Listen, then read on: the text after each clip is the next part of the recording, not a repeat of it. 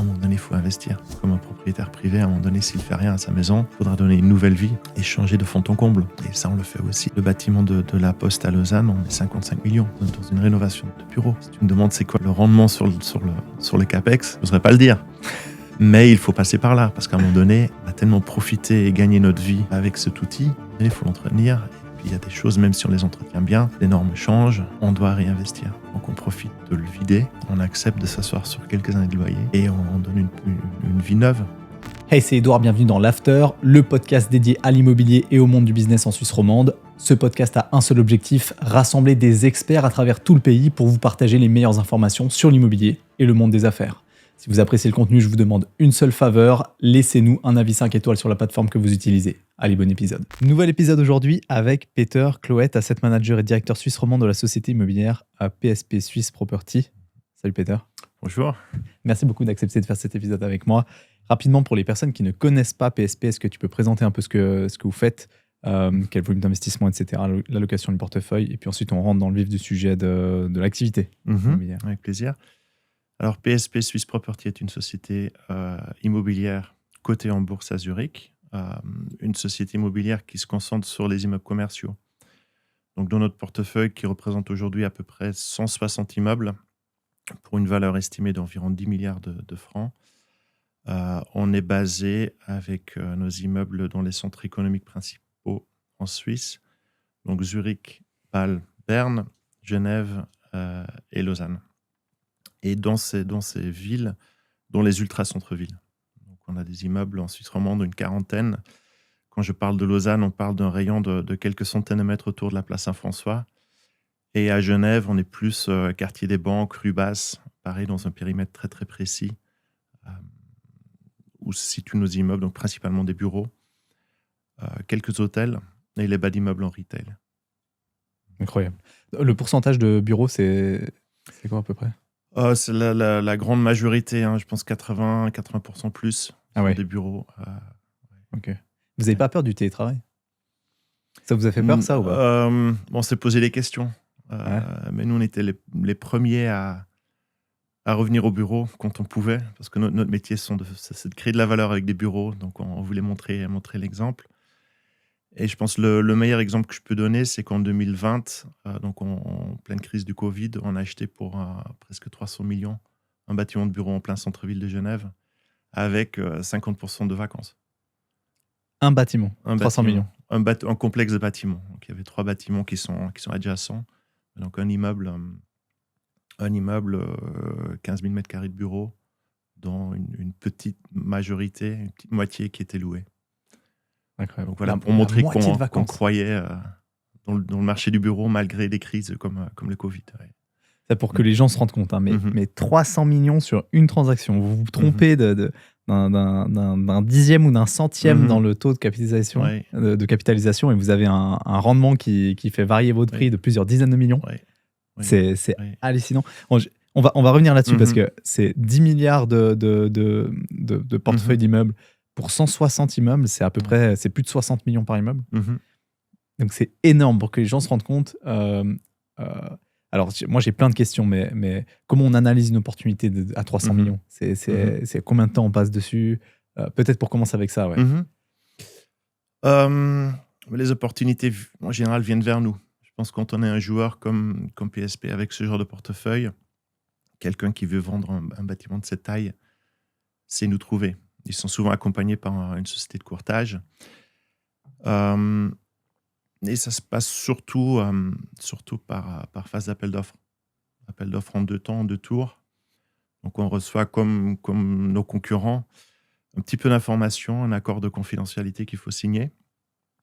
Suite à quoi on reçoit les documentations de base qui nous permettent de faire une première analyse et de se déterminer sur une offre non contraignante.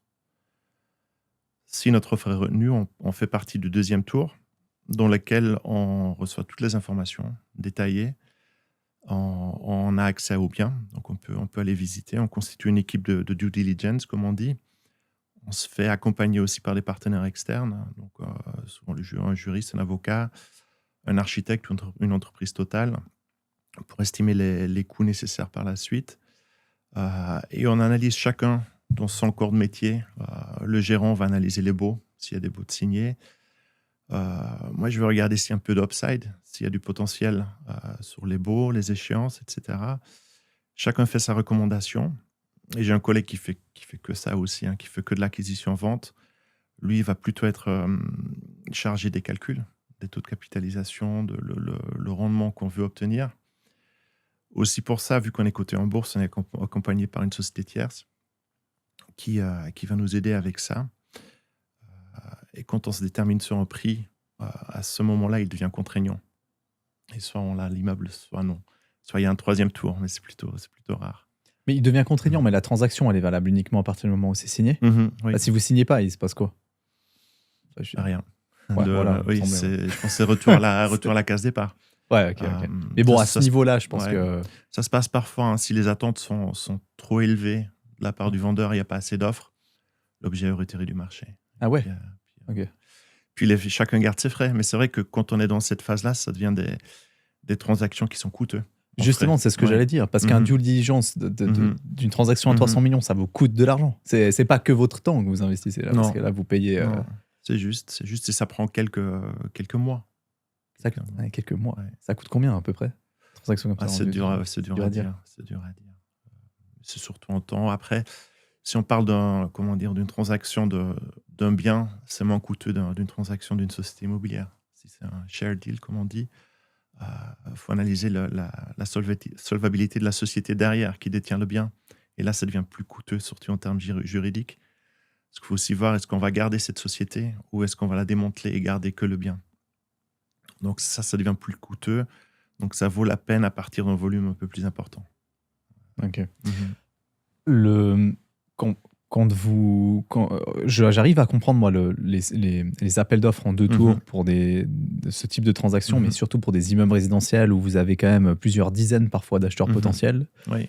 Mais dans une transaction comme ça, plusieurs centaines de millions, là, vous êtes combien de concurrents?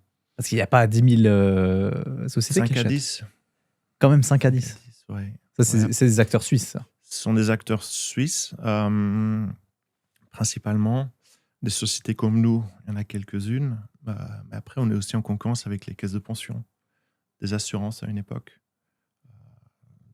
qui ont beaucoup de cash et qui cherchent à le placer, puis qui sont contents avec des rendements parfois plus faibles, tant que c'est plus élevé que ce qu'ils doivent payer à leurs assurés.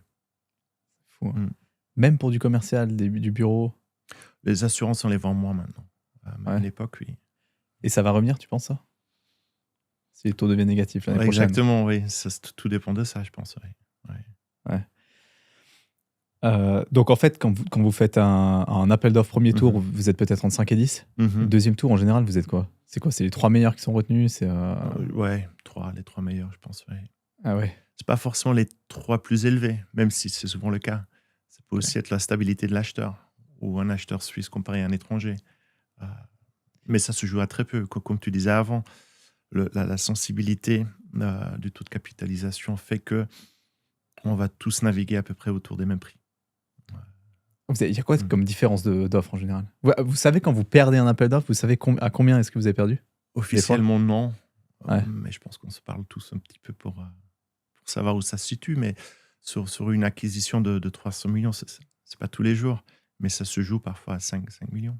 Même pas. À 5 millions? Ouais. Donc, pour dire, tout le monde... souvent, on utilise les mêmes partenaires aussi dans l'évaluation des biens. Donc, on cherche tous les mêmes rendements. Et vous avez une grosse compétition de l'étranger pour ces investissements parce qu'ils ne peuvent pas acheter du résidentiel. Donc ils sont obligés d'aller là-dessus. Bureau, industrie, hôtellerie, commercial. Pas vraiment. Parfois, mais même avec la Lex Color, même un étranger ne peut pas acheter du trop de vacants. Les autorités ne veulent pas qu'un étranger vienne parquer son argent dans un immeuble commercial vide, le laisse vide quelques années, puis le revend avec une plus-value. Ah ouais? Donc, il y a quand même un œil là-dessus aussi. Si c'est entièrement loué, il y a de la concurrence, mais je pense que les rendements dans d'autres villes étrangères sont plus élevés, plus intéressants. Donc, en général, on est en concurrence avec les sociétés suisses. Mais moi, je me dis qu'un acteur étranger, il a un intérêt de se positionner sur un dossier comme ça. Donc, ça veut dire qu'en compétition, en général, vous avez des acteurs suisses. Oui. Mais un acteur institutionnel étranger aura un intérêt de se positionner là-dessus peut-être pour le franc suisse et puis pour sécuriser la stabilité politique, etc. Après, comme je disais avant en introduction, nous, on est coté en bourse. Donc, notre actionnariat est aussi considéré potentiellement étranger. Donc, ces sociétés, moi je fais un peu de pub, mais ces sociétés ont meilleur temps d'investir dans des sociétés cotées comme nous que de venir sur le terrain, parce que c'est un marché quand même particulier en Suisse. Donc, d'investir de manière indirecte dans l'immobilier peut être plus facile que de venir dans un marché qui est compliqué avec des rendements faibles et devoir débourser des centaines de millions pour un objet prime. Ouais. Et la différence avec vous, parce que pourquoi vous ne faites pas ça aussi, alors, de l'indirect? Justement, c'est notre cœur de métier. Nous, on cherche à créer de la valeur pour nos actionnaires. Donc, l'exemple que je donnais de ce bâtiment à Genève, on l'a acheté à moitié vide. Ça nous a pris 1 an et demi, 2 ans pour le remplir, pour faire des travaux et le remplir. Mais je te laisse imaginer le levier entre un bâtiment à moitié vide et entièrement loué en 2 ans, la valeur que ça prend. C'est impressionnant. Et là, on crée de la valeur pour nos actionnaires. Grâce au know-how de nos équipes aussi. On travaille bien sûr avec des externes et des courtiers pour trouver des locataires.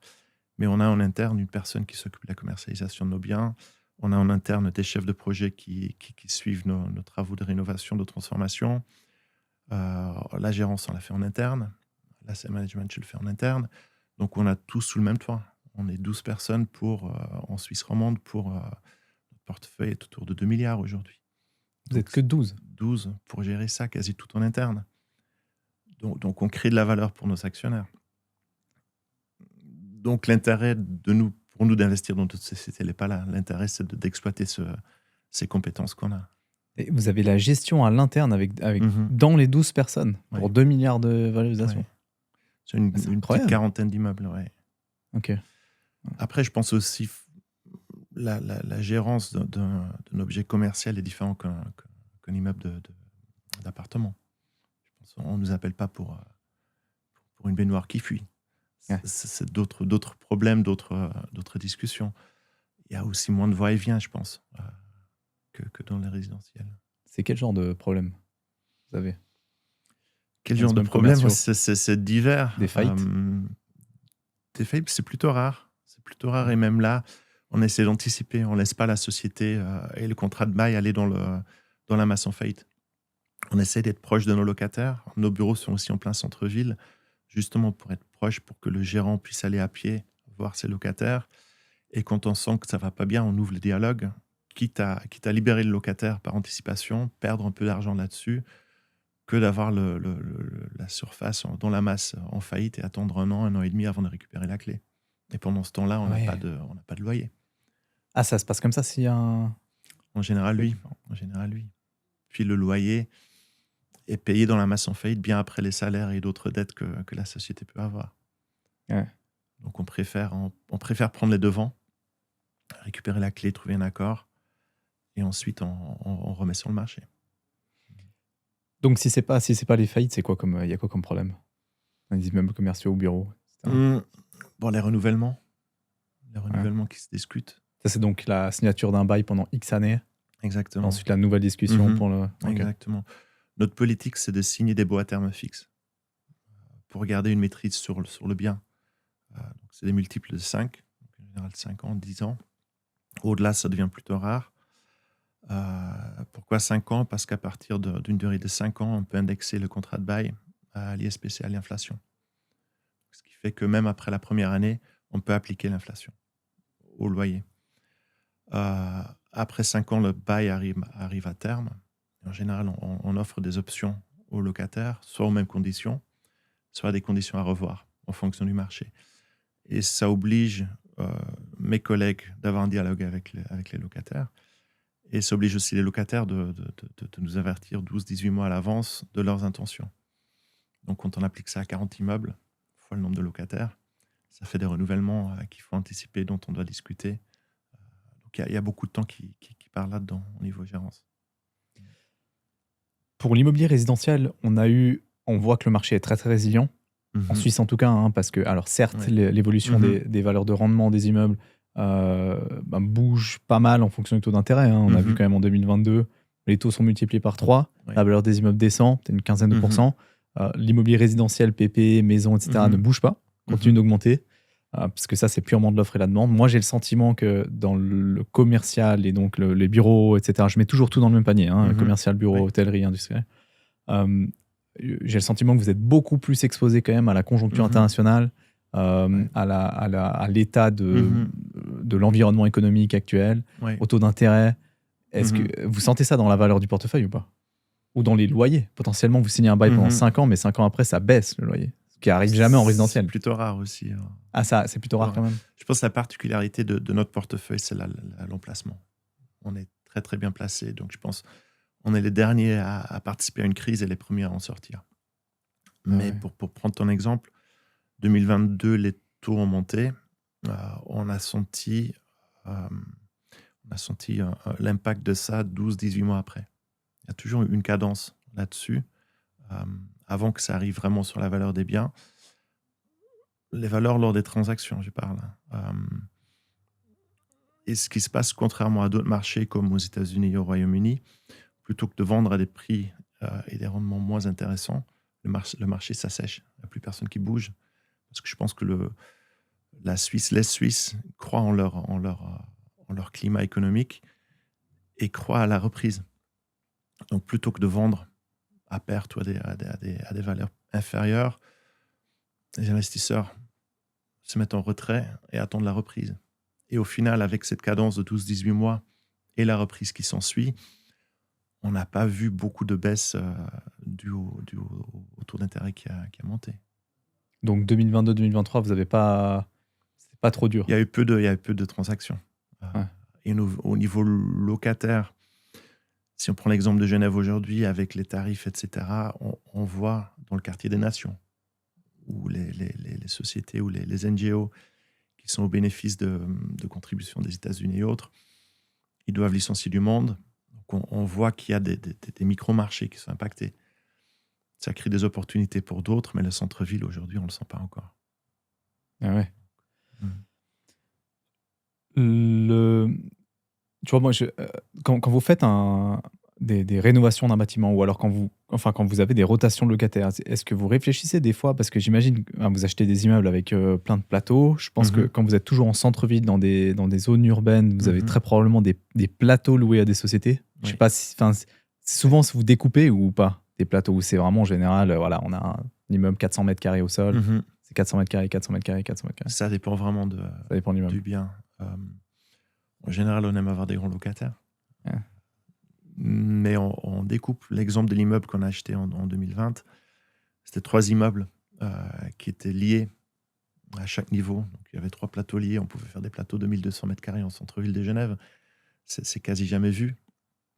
On a quand même pris le risque, entre guillemets, de diviser par étage, par plateau. Donc, on pouvait avoir jusqu'à 3 locataires différents, justement parce qu'on se posait la question avec le Covid, qu'est-ce que va devenir le marché du bureau? Donc, on a préparé le bâtiment à la suite. Dans la réalité, les sociétés qui sont venues là ont tous utilisé les 3 plateaux réunis pour faire un grand plateau. Donc, ça dépend vraiment du bien. Mais en général, oui, ce sont plutôt des bâtiments de petite taille au sol, donc des plateaux de 300 mètres carrés. Donc ça, on va éviter de les couper. Ouais. Aussi pour ne pas créer des surfaces communes qui ne sont pas valorisées ou qui doivent être valorisées sur le loyer des bâtiments, des bureaux. Donc, vous n'avez pas des bureaux loués à des... Enfin, les plus petits locataires que vous avez, c'est quoi? C'est des sociétés qui sont 20, 30, 40, en gros. Oui. Les plus gros, c'est des multinationales. Je pense que les plus petits plateaux, c'est du 150, 200 mètres carrés. Ok. Ouais. Parce que, tu vois, moi, mon rêve absolu dans ma vie, dans ma carrière, c'est qu'avec Inved, à un moment donné, j'achète un immeuble de bureau, un PSP, mais un truc un peu petit, pas trop gros. Ouais. Vous voulez plus. Mais j'achète un immeuble de bureau et j'utilise un plateau pour mes bureaux. Oui. Je loue le reste, ça paye l'hypothèque, etc. Oui. Et puis, dans les plateaux, donc ma question, c'était un peu dans cette direction, parce que dans les plateaux, j'ai mon immeuble de bureau, enfin, j'ai mon plateau de bureau, j'ai potentiellement des autres bureaux ailleurs, d'autres sociétés, tu vois, qui a un peu une réserve de développement. Tu vois. Et puis, un plateau, c'est un fitness, un plateau, c'est la Miro, un plateau, c'est un resto, et voilà. Puis comme ça, après, je vais vivre dans cet immeuble, là, je mets mon appart dedans, je bouge jamais, je sors jamais de l'immeuble. Et vous avez, quand vous créez, quand vous rénovez ou quand vous construisez un... Déjà, je ne sais pas si vous construisez beaucoup, mais j'imagine qu'il n'y a pas beaucoup d'opportunités de construction. Et quand vous rénovez ou quand vous construisez, est-ce que vous réfléchissez comme ça en disant, bon, quel service a besoin le locataire qu'on veut attirer, par exemple? Oui. J'ai un exemple très actuel, un bâtiment qu'on vient de rénover dans le quartier des banques à Genève. Un bâtiment qui était occupé par la banque Rothschild avant, qui nous a été vendu. Un bâtiment monolocataire qu'on a transformé en multilocataire. Donc, quitte à perdre des surfaces locatives sous forme des surfaces communes qu'on doit créer, on a créé des plateaux de 150 à 300 mètres carrés. Et on voit maintenant dans la location, il y a des locataires qui ont pris un plateau, il y a des locataires qui ont pris un demi-plateau, mais on voit dans le mélange de ces locataires, il y a un physiothérapeute qui a pris le ré-inférieur. Donc, il n'y a pas besoin d'une lumière du jour comme un bureau. Donc, il s'est mis là. On a une société de trading au deuxième ou troisième étage. On a un gestionnaire de fortune qui a pris un petit plateau. Ça fonctionne plutôt bien. C'est plus facile à louer aussi dans le marché aujourd'hui que de dire on vient sur le marché avec 1500 mètres carrés pour un monolocataire. Ouais. Donc, on se retrouve. Certes, on perd un peu de surface. Les loyers au mètre carré sont proportionnellement plus élevés que quand on met sur le marché un bâtiment entier. C'est ce que j'allais dire. Parce qu'en résidentiel, ça fonctionne beaucoup comme ça. Ça veut dire un studio et un 2 pièces et demie se loue plus cher par mètre carré qu'un appartement de 5 pièces et demie, 6 pièces et demie. Est-ce que c'est pareil pour les bureaux? Ou pas forcément? Oui, on le calcule quand même. Mais il faut réfléchir plus loin aussi. C'est la possibilité de relocation. Est-ce que quand le locataire part, est-ce que c'est difficile ou non de relouer? Quand on récupère 150 mètres carrés dans le quartier des banques à Genève, c'est plus facile à relouer que de dire OK, on a un locataire génial qui prend tout le bâtiment, mais dans 5 ans, il part. Et à ce moment-là, il faut déjà prévoir soit du CAPEX pour faire cet exercice à ce moment-là, soit calculer avec peut-être 6, 9, 12 mois de vacants pour retrouver un locataire de même qualité qui est capable de prendre un bâtiment entier. Ce n'est pas qu'une question de mathématiques, on perd des surfaces, on répercute le loyer sur les autres. C'est un peu on ne va pas faire cet exercice tous les 5 ans. C'est pour le futur du bâtiment qu'on réfléchit. Ok. Et même dans un hypercentre comme ça, vous avez des surfaces qui prennent 6 mois, 9 mois, 12 mois à être louées. Ça reste des fois... on essaie d'éviter ça. Plus longtemps. Ouais. Si on arrive... Si on a un bâtiment indépendant de 1200 mètres carrés à des loyers de 6, 7, 800 francs le mètre carré, ça représente des loyers énormes pour une société. Il y a un échantillon de locataires potentiels qui est faible, qui ne change pas tous les ans de locaux non plus.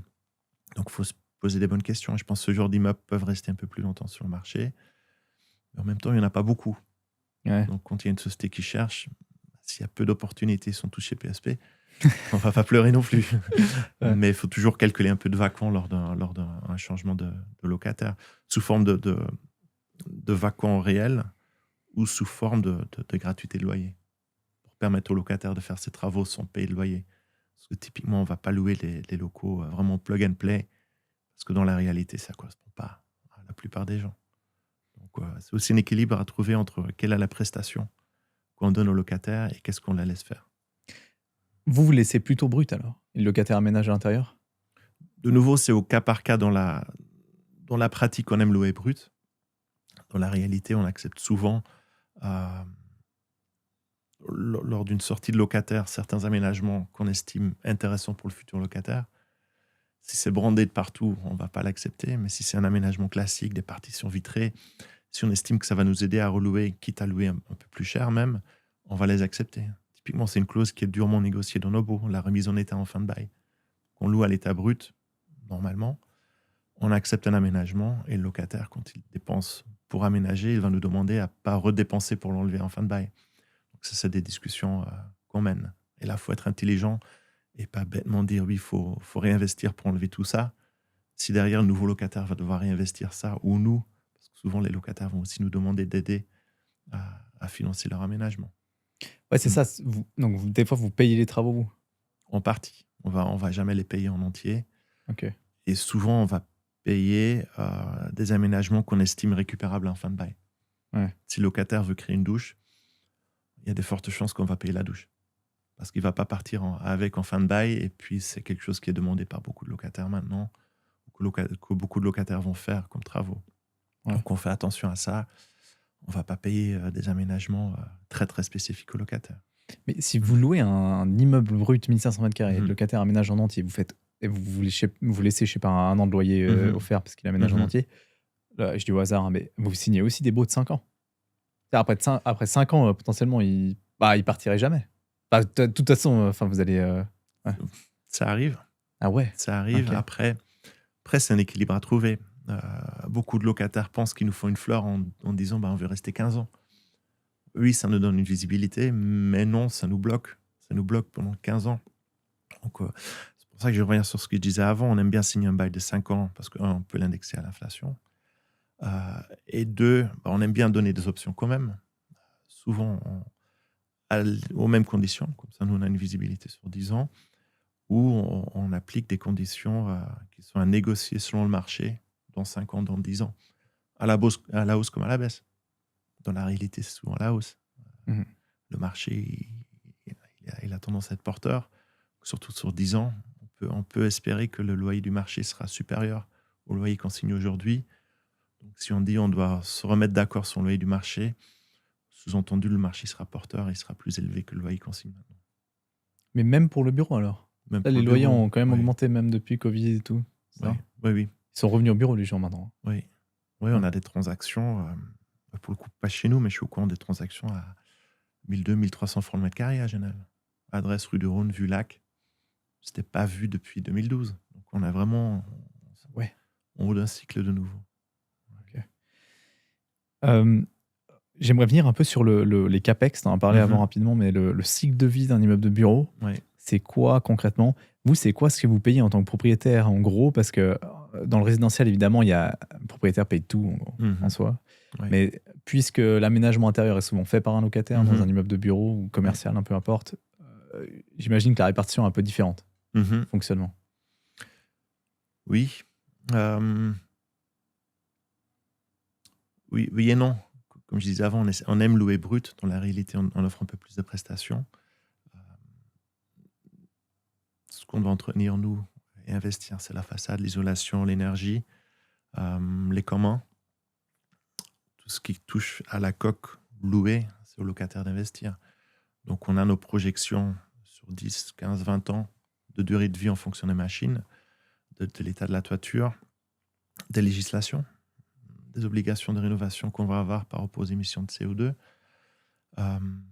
Et aussi, ça peut paraître surprenant, de l'opportunité. Quand on a un immeuble qui se libère de manière inattendue, on va aussi dire, OK, la durée de vie de la machine il y a peut-être encore 5 ans. Ça ne vaut pas la peine de le faire maintenant, plutôt que de re-signer un bail de 10 ans et avoir le risque que les installations tombent en panne pendant ou qu'on ne peut même pas aller au bout du bail avec les machines qu'on a. Donc, il faut aussi avoir l'œil un petit peu pour ça et essayer de jamais faire un pour un. Changer une chaudière pour une autre. On va essayer de dire, OK, on va changer la chaudière, mais on en profite pour faire et la façade et la toiture. Et on isole plus, et on cherche les subventions, et pour qu'on redonne une nouvelle vie à un immeuble. Donc, c'est dur aussi de parler d'un rendement sur certains CAPEX, parce que quand on est vraiment au bout de vie d'un immeuble, à un moment donné, il faut investir. C'est comme un propriétaire privé, à un moment donné, s'il ne fait rien à sa maison, il faudra donner une nouvelle vie et changer de fond en comble. Et ça, on le fait aussi. Le bâtiment de la Poste à Lausanne, on met 55 millions dans une rénovation de bureau.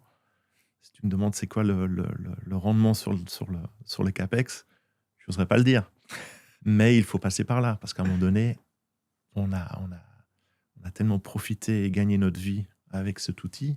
À un moment donné, il faut l'entretenir. Et puis, il y a des choses, même si on les entretient bien, les normes changent, on doit réinvestir.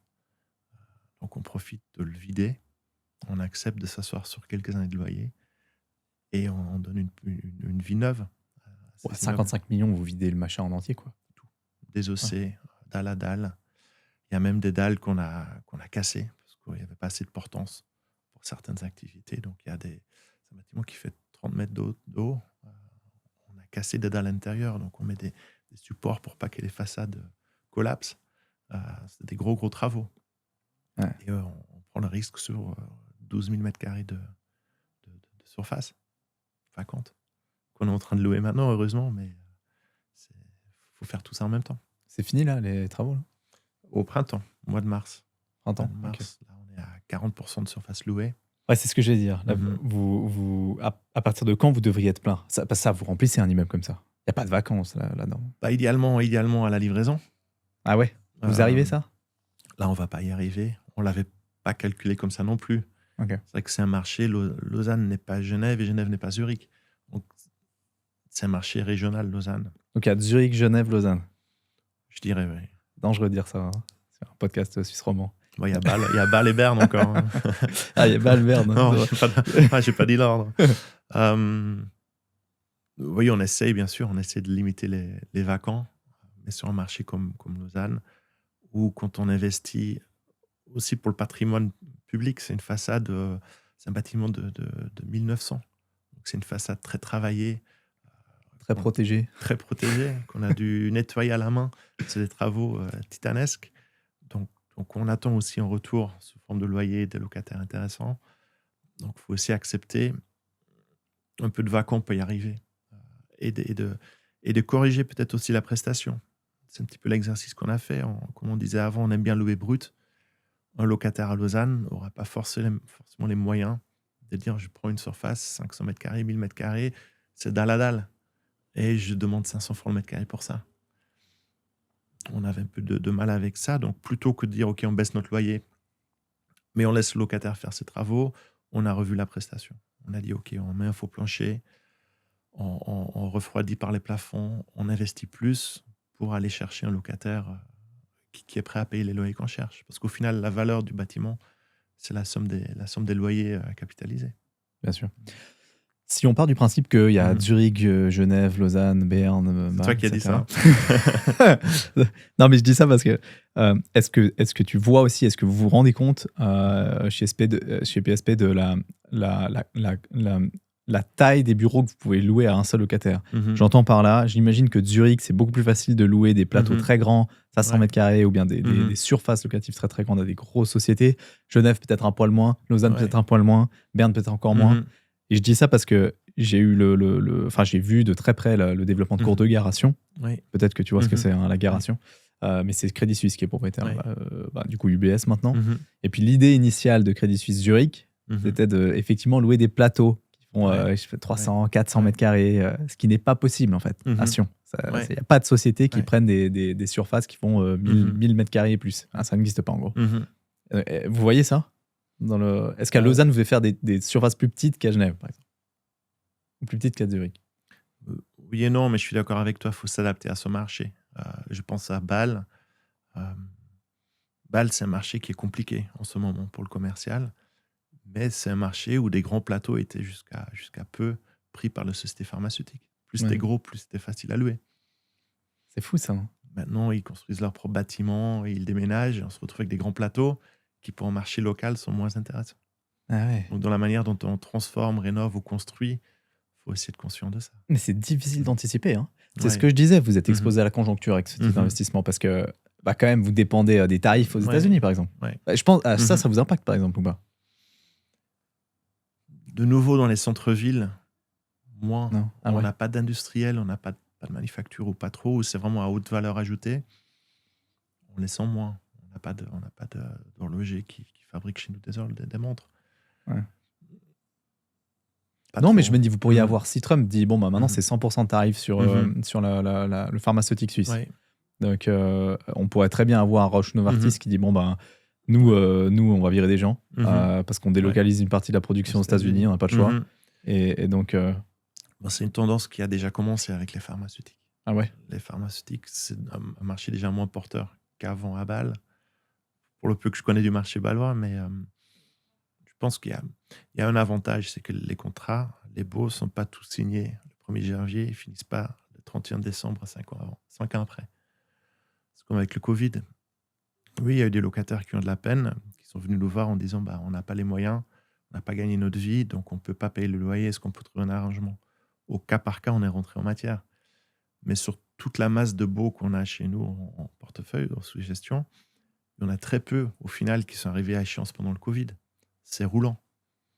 Donc, il faut aussi donner le temps aux locataires de dire « Ok, on vous aide pour vous refaire une santé. » Et au final, on a eu très très peu de départs suite au Covid.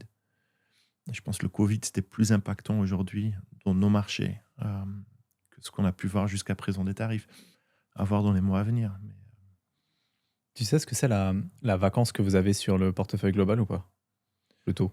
3,5, 4. Ah ouais. Par là. C'est pas beaucoup, hein? C'est pas beaucoup, non. C'est pas beaucoup. Vous êtes vraiment bien placé. Mais de nouveau, il y a trois critères. Hein. C'est l'emplacement, l'emplacement et l'emplacement. Ouais. Il n'y a pas photo. Et donc, vous prenez dans vos calculs de valorisation, vous prenez aussi 3,5, 4, 5% de taux de vacances? Oui. Par là. Il vaut mieux être prudent. Est-ce que puisque on parle beaucoup de ça dans le résidentiel aussi, c'est la répercussion des travaux sur le loyer, puisque dans le bureau, souvent ça dépend un peu du besoin du locataire, c'est quelque chose que vous arrivez vraiment à augmenter le loyer après avoir fait des travaux ou pas? Typiquement, bon, alors à la Poste, c'est un peu spécial parce que voilà, si vous faites 55 millions de travaux, vous rasez tout à zéro, évidemment que j'imagine que les loyers augmentent. Mais tu vois ce que je veux dire? Je sais pas si c'est autant facile à dire, bon, bah voilà, j'ai refait ta cuisine. Là, imaginons, il y avait une salle de bain, une vieille salle de bain, vous refaites la salle de bain, est-ce que vraiment ça a une influence sur le loyer? Indirectement, oui. Quand on rénove, on ne fait pas du bénévolat. Mais quand on rénove, on va chercher des loyers plus élevés. Mais est-ce qu'on calcule vraiment un rendement pur sur les travaux qu'on fait? C'est difficile.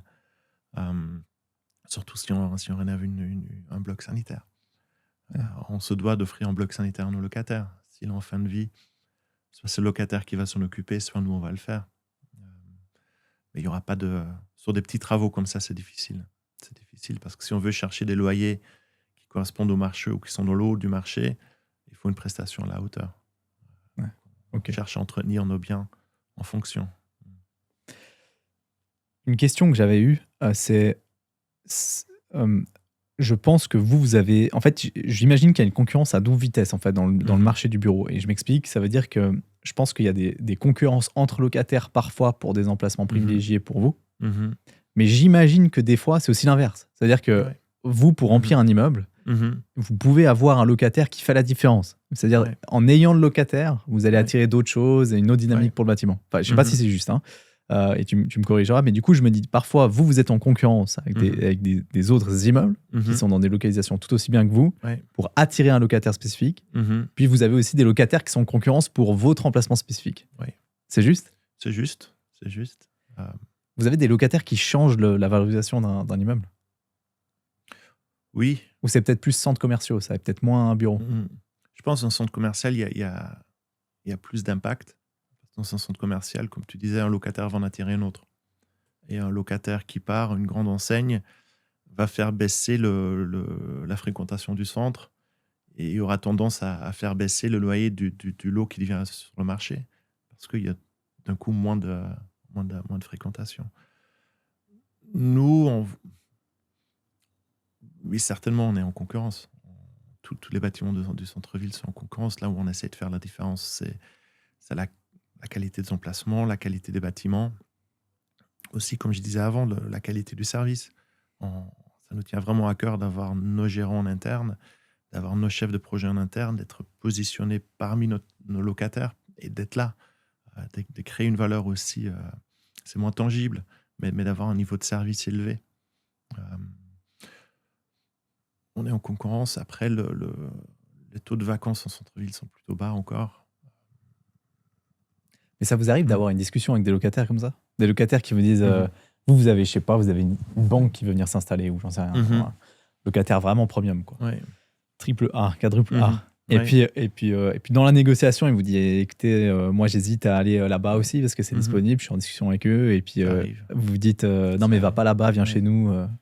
On le dirait pas comme ça, mais oui, ça arrive et c'est plutôt, on le voit un petit peu moins les dernières années, mais c'est plutôt des grandes sociétés étrangères qui ont l'habitude, qui sont actifs partout en Europe, partout au monde, qui ont des partenaires privilégiés dans le courtage, donc qui se font assister par un partenaire du style CBRE, JLL ou autres, qui sont actifs dans tout leur marché aussi, et ils les mandatent pour dire, écoutez, voilà nos critères, trouvez-nous un bureau à Genève ou à Lausanne. Et ces courtiers vont faire le tour de ce qui est sur le marché, vont tous venir nous voir. et vont nous demander de remplir comme comment ils appellent ça, un request for proposal. Donc, durée de bail, loyer, niveau des charges, qu'est-ce que vous donnez en participation à leurs travaux, toute une liste qu'on remplit, ce qui leur permet de comparer un objet A avec un objet A avec un objet B, et C, D, E. Et ensuite, ils font jouer la concurrence. Donc ça arrive un petit peu moins qu'avant, mais c'est surtout des multinationales qui ont l'habitude de négocier un peu partout. Donc vous avez moins contact avec les locataires, vous. Il y a des vrais courtiers en loyer de bureau. Oui, qui sont côté propriétaire ou locataire. Ouais. Et assez souvent, quand nous, on a des grands objets sur le marché, on va aussi mandater un courtier spécialisé dans l'immobilier commercial pour mettre sur le marché nos biens. Et souvent, eux, ils négocient avec leurs concurrents, des courtiers en face qui représentent le preneur. Donc ça arrive, oui. C'est plus pour des grandes surfaces. Donc des fois, vous n'avez aucun contact avec le locataire jusqu'à ce qu'il rentre. Aucun non. À un moment donné, on a bien évidemment le contact. En général, c'est jusqu'un préaccord. Ensuite, quand on doit vraiment discuter, négocier un contrat de bail, on a le contact direct, soit avec le juriste, soit avec la personne qui s'occupe de leurs immeubles, de leurs bâtiments. Mais le contrat de bail, on le négocie toujours nous-mêmes. Ça coûte combien un courtier en location comme ça? Dans le résidentiel, c'est peut-être des fois pour la mise en valeur, un mois de loyer, un truc comme ça. Mais dans le commercial, je ne me rends pas compte. Quelque part entre 10 et 15%, je dirais, pour un immeuble bien placé. Du loyer annuel. Du loyer annuel, donc c'est plutôt 2-3 mois. Ok. On en est où sur le... Aujourd'hui, j'ai un courtier genevois qui m'a dit qu'il y avait certainement des bonnes affaires à faire aujourd'hui dans le commercial parce que les financements sont très très compliqués. Alors je ne sais pas si vous avez beaucoup de financements ou étrangers ou hypothécaires. Non. Ou pas du tout. Voilà. Bon, c'est une question qui vous concerne pas trop, mais est-ce que vous sentez qu'il y a quand même peut-être un peu moins de concurrence, je ne sais pas, à cause de ça, à cause de la situation financière, enfin situation des financements. Oui, il y a plusieurs questions dans la question, mais peut-être par rapport à notre financement, nous, on est une société, donc la société est financée. Donc, on n'a pas de financement par bien, on n'a pas d'hypothèque. La société est autofinancée à 55%. Donc, les fonds étrangers, c'est moins que la moitié des fonds qu'on a à disposition. Et souvent, ce sont des crédits roulants, des lignes de crédit qui sont ouvertes, qu'on peut activer ou pas quand on a besoin. Et quand ces taux deviennent un peu plus élevés, c'est ce qu'on a vu avec Crédit Suisse, qui a été absorbé par UBS. Du coup, il y a un concurrent en moins sur le marché. Donc, les taux ont eu tendance à monter un petit peu. Il y a un autre moyen. Nous, on émet des obligations. Donc, en fonction de où se situent les taux, soit pour les financements ou pour les obligations, on joue un petit peu avec les deux. Ce qui fait qu'on est toujours à un financement aujourd'hui très, très, entre guillemets, très bas et assez facile à obtenir ou déjà à disposition. Et ça peut être un avantage dans le marché aujourd'hui où, pour différentes raisons, d'autres propriétaires, peut-être plus petits, peut-être des propriétaires privés, familiales, qui ont un petit immeuble ou un grand immeuble à Genève, à Lausanne, qui doivent rénover ou qui fait l'objet d'une noirie, qui ne savent pas trop quoi en faire, qui ont du mal à prévoir ou les investissements nécessaires, qui n'ont pas la capacité en interne comme nous on peut l'avoir. Là, il y a des opportunités. Pareil avec les rénovations énergétiques, qui maintenant deviennent une obligation de plus en plus. Mais il y a des sociétés ou des familles qui ont plus ou moins les moyens de le faire et qui, à un moment donné, vont dire c'est plus facile de vendre. Et ensuite, le marché tend plutôt vers une institutionnalisation des propriétaires des immeubles. Ouais, surtout les immeubles de bureaux, je pense que... Mais il y a beaucoup de privés propriétaires, immeubles de bureaux. Il y en a encore, oui. Ah ouais? Encore. Après, puis, mais qui valent, parce que si vous êtes à 60 millions par immeuble, vous achetez pas des immeubles à 10 millions. Non, pas tellement. C'est assez rare des privés propriétaires d'un immeuble à 80 millions, 100 millions. Ça peut arriver. Ah ouais? Ça peut arriver, oui. Après, Vous faites du développement vous-même, de la construction? On en fait, oui. Après, vu la nature de notre portefeuille ultra centre-ville, il n'y a pas de parcelles dans les centres-villes. Après, on a pu acquérir, surtout dans le cadre d'acquisition de portefeuilles d'immeubles, des immeubles ou des terrains qui en faisaient partie, pour avoir 2-3 beaux immeubles. Forcément, dans le portefeuille, le vendeur va en mettre 2-3 qui sont moins bons. en termes d'emplacement ou des terrains. Et dans ce cadre-là, on a des terrains qu'on essaie de développer. On essaie d'être très en amont avec les autorités, déjà au niveau du plan de quartier, pour essayer de négocier, un, des droits à bâtir, et deux, des droits à bâtir commerciaux, pour pouvoir garder l'objet futur en portefeuille. Mais là, on parle des... Ça fait 8 ans que je suis chez PSP, j'ai commencé en 2017. On discute avec la ville, le canton, depuis 2011. Quand j'ai commencé en 2017, j'ai vu les premiers courriers pour adapter un plan de quartier de 2011. Je dis, ça fait 6 ans qu'ils sont dessus. Aujourd'hui, 8 ans après, le plan de quartier n'est pas en vigueur. Ah ouais. Donc, faut avoir le temps. Faut pas brusquer les choses. Et à la clé, il y a des belles réalisations. La parcelle que j'ai en tête à Lausanne, donc qui est en discussion via le plan de quartier, va nous permettre d'augmenter les droits à bâtir. C'est un multiple de 3. Ah ouais. Un multiple de 3 en droits à bâtir. Je te laisse imaginer la valeur déjà de la parcelle. Si derrière on le développe nous ou pas, ou on développe jusqu'au permis, on vend le projet, ou on développe et on loue et on garde en portefeuille, c'est une opération très très intéressante. Mais vous avez un intérêt à vendre? Non. Ah ouais. Non, c'est ce que je pensais. En général, on garde en portefeuille. Non, mais si c'est résidentiel. S'il y a une obligation de faire du résidentiel, on peut, selon la lègue scolaire, on peut garder une petite partie du portefeuille en logement. Tendanciellement, on ne le garderait pas. On le garderait pas. Et souvent, si on est obligé de faire du logement, ça sera un mix de logement subventionné, la PPE, etc. Nous, on n'est pas les pros pour faire ça. Il faut aussi être humble et dire on est fort dans notre domaine. Il y en a d'autres qui sont meilleurs dans d'autres domaines. Et à ce moment-là, on discutera pour vendre, ou on a pu faire des ventes en PPE. On a développé de la PPE à Lugano parce que, en comparant les plans financiers, la PPE, c'était plus intéressant. Donc, on est allé sur le marché avec des appartements PPE qu'on a fini par vendre. Ce n'est pas notre corps de métier, c'est pas ce qu'on préfère, mais si c'est le plus intéressant, on le fera. Vous êtes considéré comme une société étrangère pour la LFAE, bien que suisse, oui. avec des fonds étrangers potentiels, parce que vous êtes coté. Mais ça veut dire que toutes les sociétés immobilières cotées, elles ont la même situation que vous? Oui. Ok, d'accord. À partir du moment où un étranger peut acheter, vous êtes considéré comme un étranger. Après, il y a un moyen, entre guillemets, autour de ça, c'est de créer des fonds pour les caisses de pension. Donc, on crée un Anlagestiftung, il faut utiliser le mot allemand, dans lesquels on peut avoir du résidentiel. Il y a certains de nos concurrents qui font ça pour se diversifier et pour avoir du résidentiel en portefeuille. Mais nous, on ne fait pas ça. Mais donc là, vous devez avoir des investisseurs qui sont purement suisses. Oui, et puis c'est vraiment des produits, des fonds pour les caisses de pension. Ok, d'accord. Ouais. Et tu m'as dit, vous avez le droit quand même d'acheter une partie de résidentiel ou de posséder une partie de résidentiel? C'est là la différence. De posséder, oui. D'acheter, c'est compliqué. Ah, c'est ça, résidentiel, non. Ok. Posséder, si c'est dans le cadre spécifique d'un plan de quartier, vous êtes obligé. Où il y a des... tant qu'il n'y a pas de transaction, les autorités ne les regardent pas. Ah, ok. Ouais. Quand on a un portefeuille, souvent, les quelques logements qu'on a sont historiquement des appartements de concierge. Dans un immeuble qui, dans le temps, a été transformé en bureau, il y a toujours 1 ou 2 appartements. Il n'y a pas de souci. Ouais, bien sûr.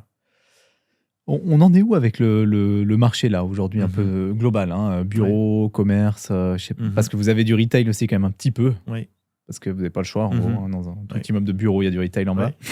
Donc, vu les emplacements, voilà. On est dans quelle situation, là, maintenant, aujourd'hui? Je me répète un petit peu, mais c'est l'emplacement qui fait tout. Un immeuble bien placé, aujourd'hui, on a quasi pas de vac en retail. Donc, vous voyez beaucoup plus de difficultés pour des... Enfin, parce que j'imagine, vous comparez un peu la concurrence, est-ce qu'il y a un peu en dehors du centre-ville, peut-être? Je sais pas, à Grand-Saconnet, par exemple, à Genève. Ça se joue à une rue près. Ouais. On ne peut pas changer de quartier. Une rue perpendiculaire n'a pas le même intérêt pour une marque qu'une autre. Je parlais de l'immeuble on appelle l'immeuble de la Poste, mais c'est l'immeuble PSP, anciennement de la Poste, à Lausanne. Aujourd'hui, on a eu une grande galette, entre guillemets, de retail, qui en grande partie est louée maintenant, mais il y a des enseignes qui disent, à la place Saint-François, ça intéresse, mais pas ce côté de la rue. Parce que notre clientèle a tendance à plus être l'autre côté, vers la rue de Bourg. On a une clientèle peut-être un peu plus haut de gamme, entre guillemets. Donc, notre clientèle passe par là et pas par là. Et c'est à 20 mètres. C'est très particulier. Quand on a la chance d'avoir l'immeuble à l'emplacement souhaité par une marque, et souvent c'est les mêmes critères, il n'y a pas de vacants, mais je pense que le retail, c'est une branche très particulière. Il y a des recherches, ces grandes marques, ils ont leurs équipes d'expansion qui scrutent le marché, qui scrutent le registre foncier, parce qu'ils ont tellement de mal à répondre aux critères qui leur sont imposés par le siège qui est en Espagne ou je ne sais où, et qui sont moins conscients des marchés locaux. Donc, il y a besoin d'une équipe locale qui cherche des emplacements, qui démarche les propriétaires. Depuis que tu as débuté chez PSP, alors peut-être, je vais revenir un peu là-dessus différemment, mais depuis les débuts, et avant, tu as travaillé plutôt dans le centre commercial. Donc, comment ont évolué ce marché un peu bureau, centre commercial, c'est séparé les deux, mais disons bureau, commençons par bureau, sur les dernières années, les 10 dernières années en gros, et puis comment tu vois dans quelle direction c'est en train d'aller? Est-ce que les locataires changent? Est-ce que tu vois que ça bouge un peu, l'intérêt est différent, ou pas vraiment en fait? C'est la même chose, un bureau se louait la même chose, même personne il y a 10 ans que maintenant. Non, je pense que le locataire change quand même. Je parlais tout à l'heure d'un immeuble qu'on a acheté à la banque Rothschild. On en a plusieurs dans ce quartier des banques. Donc, comme le nom l'indique, historiquement, c'est un quartier des banques. L'immeuble dont je parlais, le grand immeuble qu'on a acheté pendant le Covid, pareil, il est dans ce quartier-là. On a eu facilité en fait de relouer ces locaux, toujours à des acteurs de la finance, mais peut-être à d'autres acteurs dans la finance, pas la banque privée classique. On a eu une banque, on a la Banque nationale du Koweït qui est venue là-dedans, qui était historiquement pas présente dans ce quartier très genevois de Genève. On a à Lausanne, on discute avec des gens qui sont actifs dans l'IA. Il y a 10 ans en arrière, personne dans l'IA qui allait dans les emplacements qui sont les nôtres, ou qui existaient même, ces sociétés. Donc ça se change. Mais des quartiers des banques, ça a un attrait pour des sociétés. Oui, la banque Rothschild a quitté le centre-ville, a quitté ce quartier-là. Mais il y a d'autres personnes qui, avant, ne pensaient pas un jour pouvoir aller dans ces quartiers, qui aujourd'hui ont l'opportunité de le faire. Parce que les bâtiments sont là, parce que des propriétaires comme nous, comme je disais avant, qui transforment un bâtiment d'un monolocataire en un bâtiment multilocataire. Donc, d'un coup, plutôt que de devoir louer 1200 mètres carrés, ils sont capables de louer 150 mètres carrés dans ce bâtiment. Donc, il y a d'autres opportunités qui se sont créées dans ces quartiers. Donc, les quartiers évoluent, les locataires avec. Et puis, dans l'aménagement intérieur des bureaux, dans l'utilisation et l'aménagement, ça a beaucoup évolué, ça ou pas? Ce que vous avez construit ou ce que vous avez mis en place il y a 10 ans? Parce que tu disais, les travaux que vous faites, vous, ou auxquels vous participez, c'est que vous voulez récupérer ça dans 5 ans, 10 ans, quand le locataire part. Mais potentiellement, le marché et l'utilisation des locaux ont changé, de toute façon. Vous vous rendez compte de ça? Quelque chose que vous avez fait il y a 10 ans qui est obsolète aujourd'hui? Oui et non. Il y a des choses qui ont été faites il y a 10 ans, des faits qui ont été refaits. Ah ouais. Un de nos plus grands locataires au niveau suisse, c'est Google. Google, c'était bien avant le Covid, le home office. Aujourd'hui, tout le monde est dans le bureau. Ah ouais? Donc, il y a des changements. La table de ping-pong, le baby-foot dans les bureaux, il y a 5 ans. Aujourd'hui, on les vend moins aussi. Donc, il y a des changements quand même dans la manière de travailler. Il y a eu des tendances au desk sharing. J'ai rarement vu que ça marche. Les gens ont tendance... Le desk sharing, c'est dans le sens où on est 20 employés, mais il y a 15 desks. Parce qu'on prend en compte les vacances, les gens qui sont à 80% et autres. Et t'as pas de bureau, quoi. Tu vas où tu veux. Exactement. Chacun a son petit tiroir sur roulette et puis il trouve une place. Dans la réalité, les gens sont stressés le matin parce qu'ils veulent être sûrs d'avoir un desk. Ils veulent être sûrs d'être à côté du même collègue ou de la même collègue. Ils veulent être sûrs d'avoir le bureau sur lequel ils ont mis la photo de famille. Donc, ça reste des humains. Ça reste des humains. Il y a des certitudes qui vont rester des certitudes. Donc, oui, ça change un petit peu, mais c'est l'impulsion un peu de ces startups, de ces grandes boîtes dans la tech, mais qui reviennent aussi en partie en arrière. Ah ouais. Donc Google, ça c'est hyper intéressant. Ça veut dire qu'avant, eux, c'était home office bien avant le Covid. C'est-à-dire c'était déjà prévu bien dans le Covid. Mais ça veut dire quoi? Avant, ils avaient des bureaux moins intéressants, puis maintenant, ils ont investi beaucoup plus dans l'aménagement de leur bureau et les gens sont venus au bureau parce qu'ils ont eu plaisir à aller au bureau. Il y a les deux. Il y a les deux. Puis je peux même citer l'exemple de PSP. Nous, notre bureau à Genève est un petit peu en dehors du centre-ville. pendant le Covid, on a décidé de venir en centre-ville pour créer une proximité avec nos locataires. On a mis beaucoup de moyens dans l'aménagement de bureaux pour montrer aussi à nos futurs locataires, quand ils viennent chez nous, voilà, un bureau, c'est pas forcément une table blanche et des parois vitrées. Pour le bien-être aussi de notre staff. Aujourd'hui, on a voulu créer un cadre de travail que les gens ne peuvent pas trouver chez eux. C'est facile de dire je vais travailler chez moi. C'est pratique par rapport aux enfants, par rapport aux courses, par rapport à tout. Mais le cadre de travail, on ne peut pas l'avoir à la maison tel qu'on l'a aujourd'hui chez PSP. Donc, c'est aussi une manière de soigner son staff, de retenir du talent.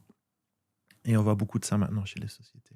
Et alors, qu'est-ce que vous avez fait, vous, par exemple, dans votre bureau? Ça m'intéresse pour moi, ça, hein, pour savoir comment je peux améliorer mes bureaux. T'as vu mes bureaux, là? Ouais. T'as dû te marier, il y a une table de ping-pong. Très bien. T'as dit, il a 10 ans de retard. Non. Et même Google a fait ça. Elle est dans l'entrée. Qu'est-ce qu'on fait? C'est des petites choses. Pourquoi votre bureau, il est mieux que le mien, là? Il est différent. Peut-être parce que l'immeuble, il a 40 ans de moins. Non, je cherche un exemple. Nous, on est 12. On a une seule salle de réunion fermée.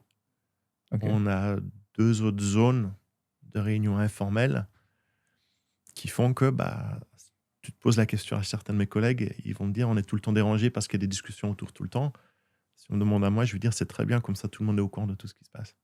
La machine à café, elle est quasi au milieu ou à côté de l'open space pour que les gens se réunissent. On se rend compte que les gens se parlent autour d'un café. C'est la barrière de déranger un collègue est moins élevée autour d'un café que d'aller appeler par Teams un collègue qui est à l'autre bout du bureau. Donc, c'est vraiment créer cet esprit où on est tous mélangés, tous ensemble. Mais c'est des petites choses. Et ça, tu vois, si je trouve difficile, mais c'est hyper intéressant ce que tu dis, hein, si je trouve difficile dans mon exemple à moi, on a des gens dans l'équipe, en gros, de 2004 à 1964, en gros, à peu près. Ouais. Donc j'exagère un peu, mais pas grand-chose. Et on a clairement un fonctionnement très, très différent. Je veux dire, c'est le 2004 ne va jamais se lever pour aller dire quelque chose à un collègue pur. Il va faire un Slack. Alors, on dit Slack pour communiquer entre nous, hein, mais il va faire un Slack. Il va faire un WhatsApp, ou, voilà. Il va faire un audio, il va faire une vidéo, il va faire un Loom, une vidéo vite fait, il va envoyer à ce collègue, et on travaille beaucoup en asynchrone. Alors moi, j'adore ça, je trouve que c'est hyper efficace. On n'a pas besoin d'être ensemble pour travailler, tu vois, parce que forcément, tu cherches dans l'agenda, moi j'ai rendez-vous, toi t'as rendez-vous après, et ça prend 2 semaines à fixer. Mais vous vous croisez quand même au bureau. Oui, bien sûr. Alors, c'est différent que d'être à la maison et devoir numéroter quelqu'un. On fait très peu de télétravail, c'est juste. Et puis après, mais les gens après aiment venir au bureau, on aime bosser ensemble. Même les développeurs qui sont pourtant un métier, tu vois, tu pourrais dire, tu pourrais bosser depuis n'importe où sur Terre. Mais je pense que c'est important de créer un cadre de travail dans lequel tout le monde peut se trouver. Oui, mais c'est ça, parce que c'est difficile. Moi, je me dis, si je mets la machine à café au milieu, là, je sais que ça va faire chier la moitié, et peut-être il y en a 2-3 qui sont contents. Je pense que c'est une politique de société, d'une culture qu'on va instaurer, mais on a aussi des box, là, des phone booths, où les gens peuvent prendre un appel en toute tranquillité. Il faut trouver les justes moyens.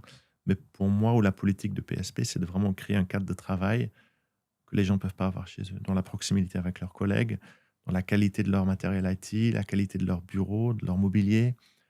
Chaque semaine, on a des fleurs fraîches au bureau.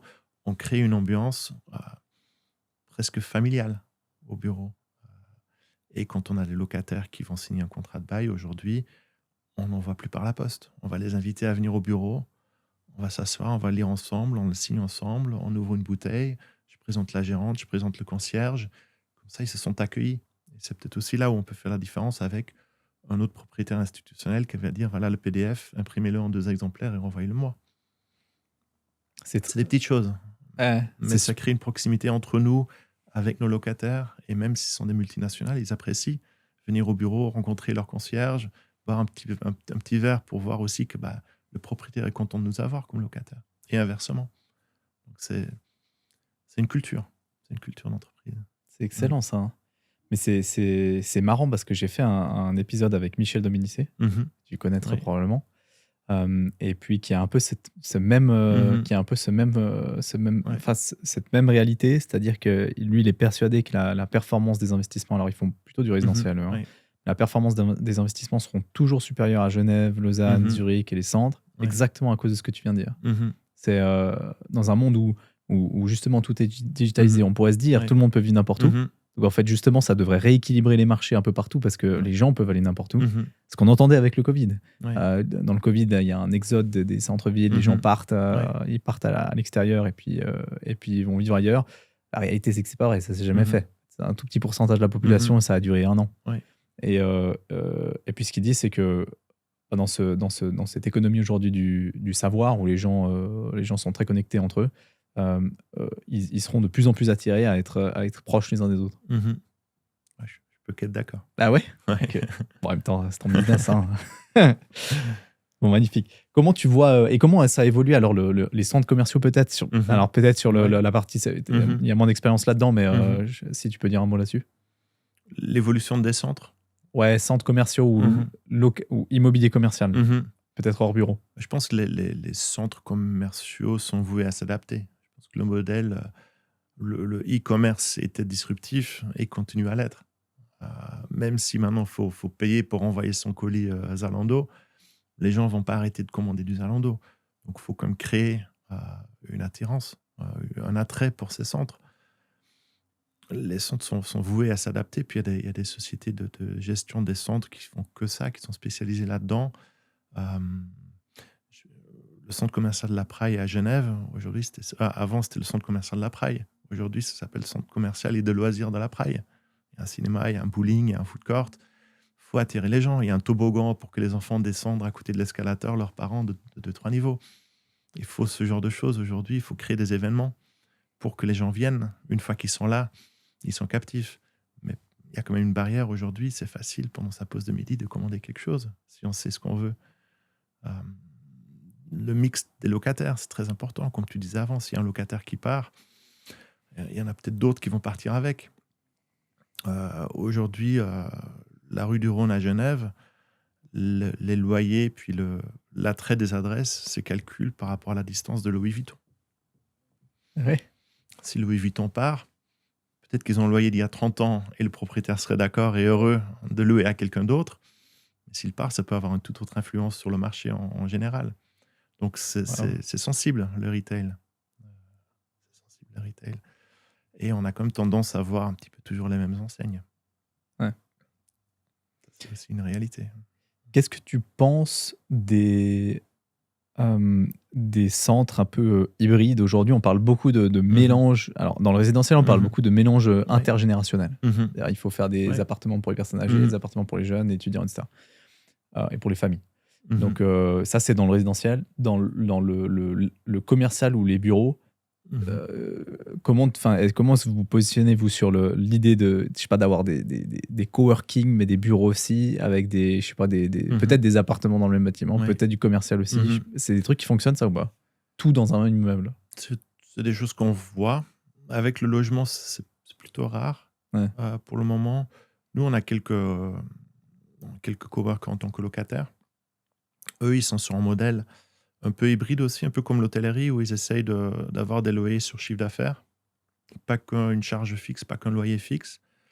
Dont des emplacements AAA, on va plutôt dire non.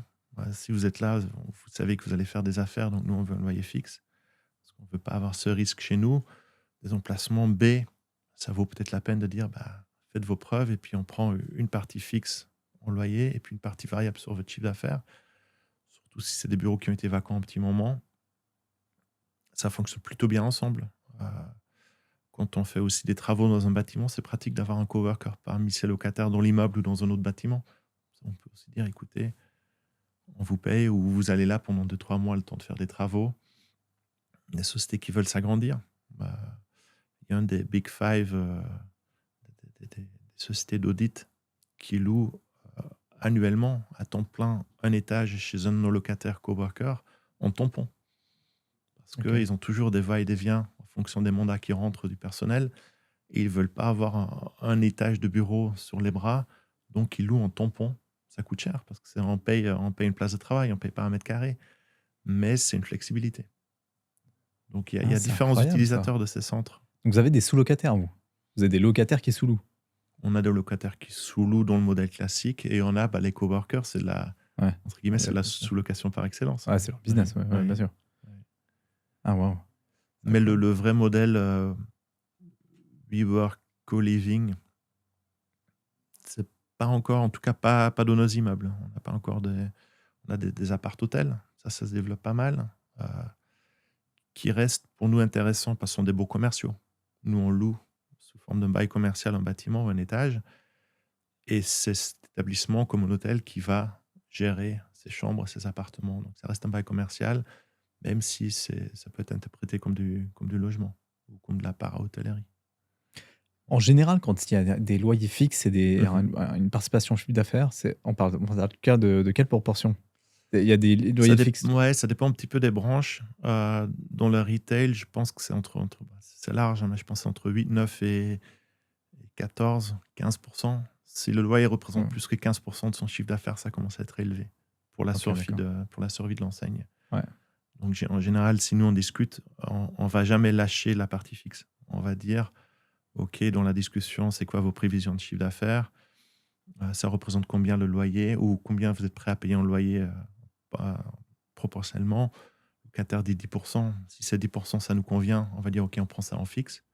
Mais tout ce qui dépasse, vous payez en plus. Donc, c'est le plus élevé des deux. On va dire, c'est sur 1 million de loyer, on va dire, votre loyer, c'est 100 000 ou 10% de votre chiffre d'affaires. Le plus élevé des deux. Ouais, okay. S'il fait 2 millions, il va nous payer 100 000 en fin d'année en plus. OK. Avec un seuil, avec un plancher. OK. Il y a un plancher, mais ça peut être 100% variable. Ouais, okay. Et puis notre évaluation va se calculer surtout sur la valeur assurée, la valeur plancher. Donc tout ce qui vient en plus, c'est du BNF que le locataire devrait être content de payer, parce que ça veut dire qu'il a fait plus de chiffre d'affaires qu'il avait estimé avant le début de son bail. Bien sûr. Vous faites confiance à des nouveaux locataires qui lancent une activité? Parce que ça, c'est compliqué, hein, en tant que locataire, quand on cherche un bail. Moi, je vois ici, j'ai dû donner ce que c'est Nestlé, mon propriétaire. Mais j'ai dû donner ce que j'ai dû donner. Ça veut dire l'historique, les derniers bilans, etc. Mais je ne suis pas sûr qu'il m'aurait loué si je n'avais pas eu un historique favorable. Je pense qu'une start-up trouvera plus vite son bonheur chez un propriétaire familial qu'institutionnel. Je pense. Hein. Mais on donne des chances. On a signé un bail avec une personne qui s'est lancée dans une activité de loisirs assez artistique, dans un immeuble aujourd'hui chez nous qui est dans le quartier des Bains à Genève, qui est un quartier très artistique avec plein de galeries. Donc pour nous, le match était là. L'arcade était vide depuis un petit moment. Donc on lui a donné sa chance. Ça a marché? Elle vient d'ouvrir. Ah, ok. Donc je lui souhaite que ça marche, mais je pense. Ouais. On ne prendrait pas le risque si on n'y croit pas. Mais en général, c'est sur la base comme tu disais, sur la base d'un business plan, des chiffres prévisionnels. Ça, c'est un peu de la confiance pure. Une trésorerie. C'est un petit peu tout ça. Ouais. Parce que typiquement, à Lausanne, si vous avez des candidats potentiels qui sont spécialisés dans l'IA, ils ne doivent pas avoir un historique de 20 ans de société, je pense. Non, après, il n'y a pas beaucoup d'outils, mais il y a quand même une garantie bancaire sur laquelle on peut jouer. On peut demander de payer des loyers trimestriellement à l'avance. Mais c'est ça qui est dur. Ouais, quand on lance son business, payer 3 mois à l'avance, c'est pas... Et quand on commence à aborder ces sujets-là, on voit assez vite si la société, comme tu dis, est capable ou pas, ou s'estime être capable dans le futur. Ouais, c'est clair. Il y a combien de transactions par année à peu près dans ces volumes-là? Transactions de nouveaux... Ouais, vous achetez combien d'immeubles vous par année? Il y a des années où on n'en achète pas. Je pense Zéro. à la différence des caisses de pension, par exemple, qui ont une pression, qui lèvent des fonds pour acheter. Nous, on n'a pas cette pression. Donc, on a les fonds propres à plus que 55%. On lève des fonds assez facilement et on n'a pas la pression. Donc, on va vraiment par opportunité. Comme j'expliquais avant, on a le know-how en interne de créer de la valeur. Donc, aujourd'hui, on est picky, comme on dit en anglais. On veut la bonne adresse avec un peu d'upside. Ça veut dire qu'il y a un peu de vacants ou il y a un peu de travaux où les loyers sont un petit peu sous-évalués par rapport au marché aujourd'hui. Si tout ça se réunit et qu'on a des rendements corrects, on va y aller. Mais ça commence à être compliqué de trouver ces genres d'opportunités. Donc, moi, j'ai un collègue qui fait de l'optimisation de portefeuille, c'est son titre. Donc, il évalue à longueur de journée des biens qui viennent vers nous. Des dossiers qui viennent. La grande majorité ne regarde même pas, parce que souvent, c'est du résidentiel. C'est dans des villes dans lesquelles on ne veut pas être exposé. Il en a toujours sous le coude qu'il étudie, mais de là à participer dans ce schéma d'appel d'offres au-delà du premier tour. On peut être opportuniste et faire une offre au premier tour qui n'est pas contraignante par opportunité. Parfois, ça marche. Dans la majorité des cas, ça ne marche pas. Mais d'aller jusqu'au bout, il y a des années où on n'achète rien. Il y a des années où on achète 1, 2 immeubles, 3. Il y a des années où on achète des portefeuilles. Voilà, on a peut-être 5-10 bâtiments qui viennent d'un coup, mais c'est une transaction. Donc, ça dépend vraiment. Ce qu'on voit aussi un petit peu ces dernières années, par manque d'opportunités, entre institutionnels, on se parle et on essaie de faire des deals des gré à gré. C'est des asset swap. Comme on dit, on échange une immeuble pour un autre. On regarde un peu les portefeuilles l'un de l'autre. Celui-là m'intéresse, c'est ce qu'il y a chez moi qui vous intéresse. C'est jamais une valeur 1 pour 1. Mais ça, on essaye de faire. C'est pas évident parce que les deux parties ont une autre opinion sur de la valeur. Et puis on est en concurrence, mais parfois ça marche. Il y a des institutionnels qui ont surtout du résidentiel et puis un immeuble de rendement commercial. Peut-être que ça les intéresse de le défaire contre quelque chose que nous, on aura en portefeuille. C'est fou ça, c'est tout un monde que personne connaît à part vous. Hein. Parce qu'on parle, on parle en termes de valorisation, une grosse partie du marché. En nombre d'immeubles, on parle d'une aiguille dans une botte de foin. Et en nombre d'acteurs, c'est vrai. Il y a 5-10 acteurs. C'est fou. Hein. C'est quel rendement qu'on attend à peu près ou que vous attendez sur des investissements comme ça aujourd'hui? Bureau, 100% bureau, peut-être le retail auré. Je sais pas, un immeuble qui a 20 ans, 30 ans. Sans te mettre dans les secrets, je pense je prends pas trop de risques si je dis qu'à Genève, on chercherait 3% net. Lausanne un peu plus, 3,5. 3% net, c'est quoi? C'est la WACC? Le rendement, l'évaluation, donc le loyer, grossièrement le loyer divisé par le prix d'achat. Ah, loyer net divisé par le prix. Ok, d'accord. Okay.